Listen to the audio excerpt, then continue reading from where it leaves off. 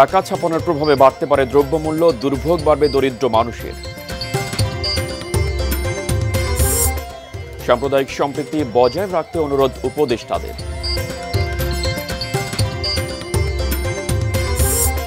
ইসকনকে নিষিদ্ধের দাবি হেফাজতে ইসলামের।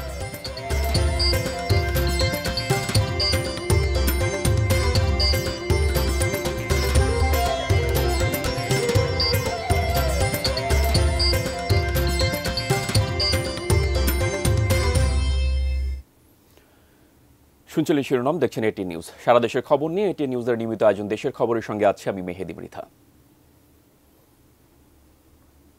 এবারে বিস্তারিত। ৬টি দুর্বল ব্যাংকে সহায়তা করতে ছাপানো 22,500 কোটি টাকার ভালো মন্দ দুই রকম প্রভাবই পড়বে বাজারে। অর্থনীতি বিশ্লেষকরা বলছেন এর ফলে মূল্যস্ফীতি বৃদ্ধির পাশাপাশি বাড়বে সুদহারও। অবশ্য এই টাকা উৎপাদনশীল খাতে বিনিয়োগ হলে জিডিপি প্রবৃদ্ধি বাড়বে বলেও মনে করেন তারা। মাহাদি সেকেন্দারের রিপোর্ট। অনেকদিন ধরেই তারল্য সংকটে দেশের ব্যাংকগুলো। জুলাই বিপ্লবের পর তা আরও প্রকট হয়ে ওঠে। কেন্দ্রীয় ব্যাংক নানানভাবে চেষ্টা করেছে দুর্বল ব্যাংকগুলোকে তারল্য সহায়তা দিতে। তারপরও নগদ টাকা তুলতে গ্রাহকদের বিড়ম্বনায় পড়তে হয়েছে। ফলে গ্রাহকদের আস্থার সংকটে পড়ে দেশের আর্থিক খাত। এবার national bank, social Islami bank, first security Islami bank, Exim bank, global bank ও ইউনিয়ন ব্যাংককে সহায়তা করতে 22,500 কোটি টাকা ছাপাতে হয়েছে। এতে তারল্য সংকট কমবে, ব্যাংকে মিলবে প্রয়োজনীয় টাকাও। অর্থনীতি বিশ্লেষকরা বলছেন এভাবে টাকা ছাপিয়ে ব্যাংকে দেওয়ার কুফলটা ভোগ করতে হবে নিম্ন আয়ের মানুষকে। মজুরির উপর ভিত্তি করে জীবিকা নির্বাহ করে এখন এই সমস্ত মানুষের উপর অলরেডি ইনফ্লেশনের যে প্রেশার, সাময়িকভাবে যখন 22,500 কোটি টাকা দেয়া হবে তখন অবশ্যই সেটা মূল্যস্ফীতিকে কমানোর যে হাতিয়ার ব্যবহার করা হয়েছিল সেটার সাথে কিন্তু সাংঘর্ষিক। স্টেরিলাইজেশন পদ্ধতি অনুযায়ী বাজার থেকে টাকা তুলে অর্থের ভিত্তি ও সরবরাহ সমান রাখা কঠিন হবে বলেও মনে করেন তিনি। যখন তারা বাজার থেকে উঠাবে তখন আসলে আমি বললাম যে সুদের হার বেড়ে যাবে। কারেন্সির যখন অ্যাপ্রিসিয়েশন হওয়ার সম্ভাবনা থাকে তখন যে প্রবলেমটা তৈরি হয় সেটা হচ্ছে এক্সপোর্টটা কম্পিটিটিভনেস হয়ে যায়। বাংলাদেশের প্রেক্ষিত বর্তমান যে স্টেরিলাইজেশন নেওয়া হয়েছে সেটার প্রেক্ষিত ডিফারেন্ট। তবে নতুন করে ছাপানো টাকার সঠিক ব্যবহার হলে অর্থনীতির জন্য ভালো হবে বলেও প্রত্যাশা আছে। প্রমোটিং বিজনেস, এমপ্লয়মেন্ট জেনারেশন এবং এক্সপোর্ট প্রমোশন, এটা করলে তাহলে আপনার ইকোনমিতে এটার পজিটিভ কন্ট্রিবিউশনটা আসবে। জাপানিজ যে এক্সাম্পল, জাপানিজ যে মিরাকল, সেই মিরাকল এটা হলো এক্সাম্পল। কোয়ান্টিটেটিভ ইজিং তারা ব্যবহার করে পজিটিভলি ব্যবহার করে। দেশের অর্থব্যবস্থায় হঠাৎ আসা এ টাকা যেন পাচার না হয় সেটি নজরে রাখতেও বলেছেন বিশ্লেষকরা। কেন্দ্রীয় ব্যাংকের একটা বিরাট রোল, তার সুপারভাইজারি রোল থাকতে হবে, ব্যাংকগুলোর নিজস্ব সুপারভাইজারি রোল থাকতে হবে। তারা লোনটা কাকে দিচ্ছে, সে কি এই টাকাটা পাচার করে ফেলবে? মাহাদি সেকেন্দার, এটিএন নিউজ, ঢাকা। সাম্প্রদায়িক সম্প্রীতি বজায় রাখতে ও কোনো গুজবে কান না দিতে দেশবাসীকে অনুরোধ জানিয়েছেন ধর্ম উপদেষ্টা ডক্টর আফহমা খালিদ হোসেন এবং প্রাথমিক ও গণশিক্ষা উপদেষ্টা অধ্যাপক ডাক্তার বিধান রঞ্জন রায় পোদ্দার। শুক্রবার সকালে চট্টগ্রামের লোহাগড়ার পান্ত্রিশা গ্রামে আইনজীবী সাইফুল ইসলাম আলিফের কবর জিয়ারত ও মোনাজাত করেন ধর্ম উপদেষ্টা।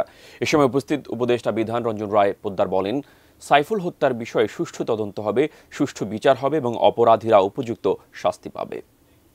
বিষয়টা একটা সুষ্ঠু তদন্ত হয়ে সুষ্ঠু বিচার হবে এবং উপযুক্ত শাস্তি পাবে, এ বিষয়ে সবাই নিশ্চিত থাকতে পারেন। আর সবার প্রতি আমি আহ্বান জানাবো শান্তি শৃঙ্খলা বজায় রাখার জন্য। আমরা সাইফুল ইসলাম সাহেবের ছোট বাচ্চা, তার স্ত্রী, মা বাবা, পরিবার পরিজনের ভরণ পোষণ, চিকিৎসা, শিক্ষার জন্য আমরা 1 কোটি টাকার একটা ফান্ড আমরা তৈরি করছি। এবং দেশের খবরে নিচ্ছে একটি বিরতি, সঙ্গেই থাকুন।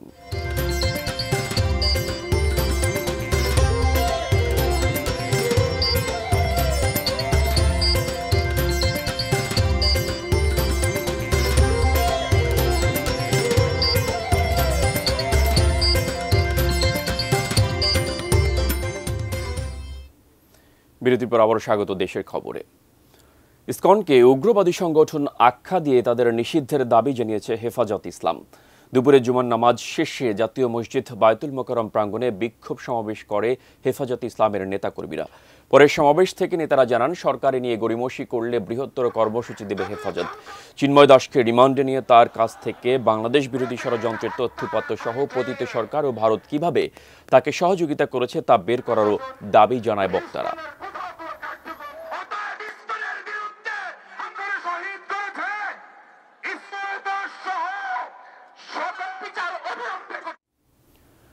চট্টগ্রামে আইনজীবী সাইফুল হত্যার বিচার এবং ইসকন নিষিদ্ধের দাবিতে খুলনায় সমাবেশ ও বিক্ষোভ করেছে খুলনা ইমাম পরিষদ।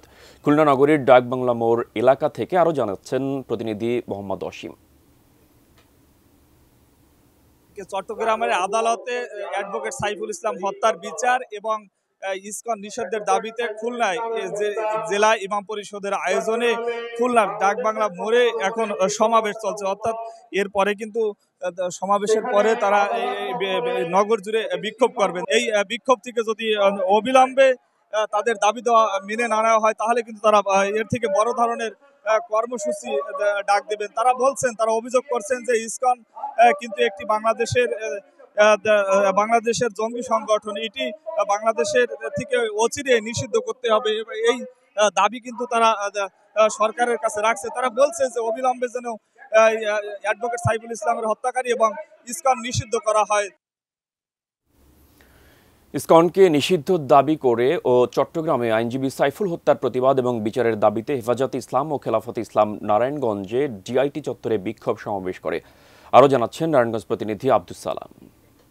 ইসকন হটাও, দেশ রক্ষা করো, এই স্লোগানকে সামনে রেখে আজকে নারায়ণগঞ্জের ডিআইটি চত্বরে হেফাজত ইসলাম এবং খেলাফত আন্দোলন বাংলাদেশের আহ্বানে এখানে সমাবেশ অনুষ্ঠিত হচ্ছে। মসজিদে জুম্মা নামাজ শেষে এখানে মুসল্লিরা সমবেত হয়েছে এবং তাদের কিন্তু একটি দাবি আজকে, সে দাবি হচ্ছে বাংলাদেশ থেকে ইসকনকে নিষিদ্ধ ঘোষণা করা। একই সাথে চট্টগ্রামে যে আইনজীবী সাইফুল হত্যা হয়েছে সেই সাইফুল হত্যার বিচার দাবি করেছেন। আমার পেছনে কিন্তু এখানে খেলাফত মজলিস এবং হেফাজত ইসলামের যৌথ সমাবেশে কিন্তু হাজার হাজার মুসল্লি উপস্থিত হয়েছেন, ধর্মপ্রাণ মানুষ উপস্থিত হয়েছেন। তারা কিন্তু আজকে একটি স্লোগান দিচ্ছেন যে ইসকন হটাও, বাংলাদেশকে রক্ষা করো। আজকের এই সমাবেশকে নিরাপদ করার জন্যে এবং নিরাপত্তা বিধান করার জন্যে এবং সাম্প্রদায়িক সম্প্রীতি যাতে নষ্ট না হয়, বিনষ্ট না হয়, এজন্য তারা কিন্তু কঠোর অবস্থানে আছেন এবং পুলিশ, বিজেপি সহ বিভিন্ন সরকারি আধা সরকারি প্রতিষ্ঠানগুলো তারা নিরাপত্তার কাজে নিয়োজিত আছেন এবং তারা মনে করছেন যে একটা শান্তিপূর্ণভাবে আজকের এই সমাবেশ সমাপ্ত হবে এবং তাদের যে দাবি সেই দাবিগুলো সরকারিভাবে যে সিদ্ধান্ত হবে সেই সিদ্ধান্ত আকারেই তারা কিন্তু বিবেচনা করবেন। দেশের খবরে নিচ্ছে একটি বিরতি, সঙ্গেই থাকুন।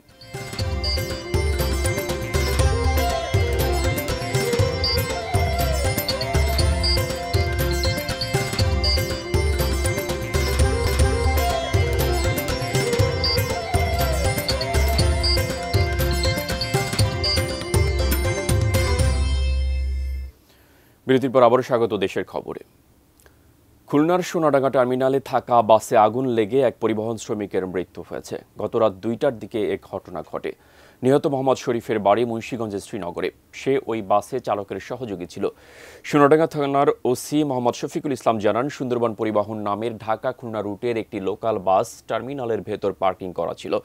রাত 2টার দিকে হঠাৎ বাসের মধ্যে আগুন দেখতে পান পরিবহন শ্রমিকরা।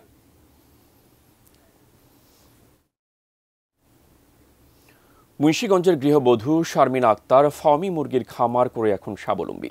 মুন্সিগঞ্জ প্রতিনিধি ভবদোষ চৌধুরী নুপুরের তথ্য ছবিতে ডেস্ক রিপোর্ট।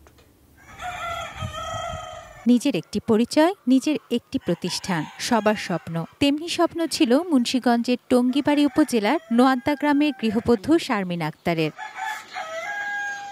ইউটিউব দেখে পরিকল্পনা করেন মুরগির খামার করার। তারপর বাড়ির আঙিনায় প্রথমে ছোট পরিসরে গড়ে তোলেন মুরগির খামার, পরে পুঁজি বাড়িয়ে সংগ্রহ করেন ফার্মে মুরগির বাচ্চা। তার আর পেছনে ফিরে তাকাতে হয়নি। গত 5 বছরে তার খামারের সংখ্যা বেড়েছে 5টিতে। ওরা 20 ডিম হিসাবে নিয়ে যায় আমাদের থেকে। দুপুরবেলা কিন্তু মুরগির ঘাস পাতাটা দেওয়া খুবই জরুরি। মুরগির কাঁচা ঘাস পাতা যদি খাইতে পারে ওটা ভালো, বা খাবারের কস্টিংটা আমাদের কম হয়। এখন মুরগির ওদের রোগ প্রতিরোধ ক্ষমতা খুবই ভালো। ওরা মানে দেশি মুরগির মতো ওদের দেখা গেছে গরম শীত সবটাই ওরা মেনটেন করতে পারে। মুরগির বাচ্চা আর ডিম বিক্রি করে মাসে গৃহবধূ শারমিন আক্তারের আয় হয় 2 থেকে 3 লাখ টাকা। পরিবারের অন্য সদস্যরাও এখন যুক্ত হয়েছেন তার খামারে। শারমিনে যখন করছিল খামার পরিচালনা করছে, প্রথমে 300 বাচ্চা দিয়ে শুরু করছে। এখন তো আল্লাহর রহমতে আমাদের খামার ভরা মুরগি আছে প্রায় 1200 প্লাস। আমরা এখানে আপনার বাড়িতে খুচরা মূল্য বেছিল 60 টাকা। নিজ প্রচেষ্টায় শারমিন আক্তার একজন দক্ষ নারী উদ্যোক্তা। তিনি অনুপ্রেরণা হতে পারেন নতুন উদ্যোক্তাদের। আমাদের প্রাণী সম্পদ দপ্তর থেকে তাকে সরকারি নির্ধারিত মূল্যে টিকা প্রদান করা হচ্ছে, তাদেরকে চিকিৎসা সেবা প্রদান করা হচ্ছে, এমনকি কৃমিনাশক ঔষধও বিতরণ করা হচ্ছে। তাদের বিভিন্ন প্যাকেজে তাদেরকে প্রশিক্ষণ প্রদান করে দক্ষ করা হচ্ছে। তুনাজিনা তনু, ডেস্ক রিপোর্ট, এটিএন নিউজ। এই ছিল দেশের খবর। সঙ্গে থাকার জন্য ধন্যবাদ।